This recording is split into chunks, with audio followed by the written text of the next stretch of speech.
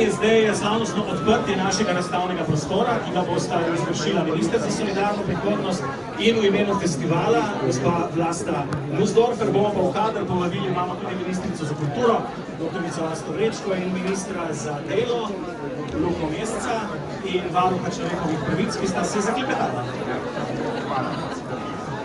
Hvala. Ja, moram pa tudi.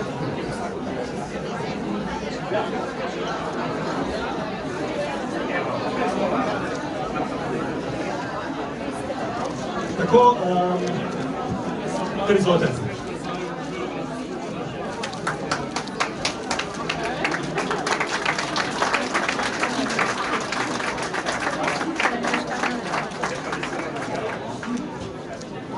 Hvala lepa obema.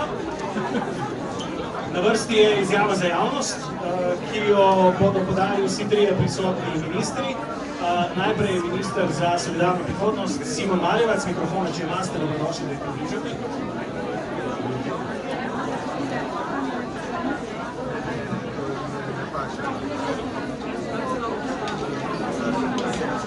Lahko Alenka, Barbara, lahko bi tukaj dali.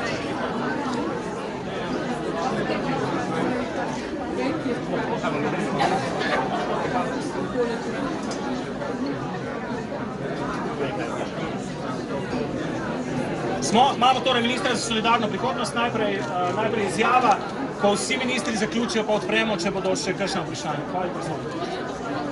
Dobrodošli na prireditvenem prostoru Ministrstva za solidarno prihodnost. Vodoma bi rad izpostavil, da me zelo veseli, da smo drugič soorganizator tega zelo pomembnega festivala, ki naslavlja najbolj relevantne teme na področju starejših. Še bolj sem vesel, da imam priložnost govoriti z ljudmi.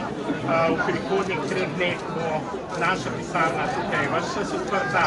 Vsak dan bom prisoten tudi sam več ur, ker želim predvsem iz ust ljudi slišati, katere so tiste težave, s katerimi se srečujejo na terenu in kako jim lahko pri tem kot država pomagamo.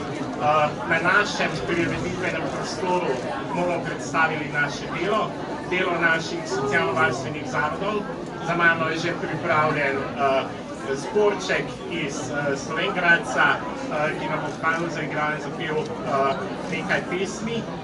Bi pa, preden predam besedo naprej, vseeno želel podariti par stvari. Pred nami je zahtevno leto implementacije zakona o dolgotrajni oskrbi. Od prvega dneva sem trdil, da je to tisti zakon, ki mora biti živ. Tomu smo prisluhnili, poslušamo.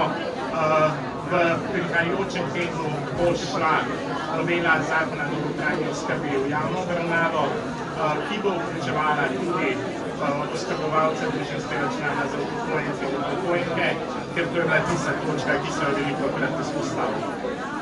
Druga točka, ki jo želim izpostaviti, je, da povečujemo sredstva za gradnjo domov za starejše. Infrastruktura je pomembna.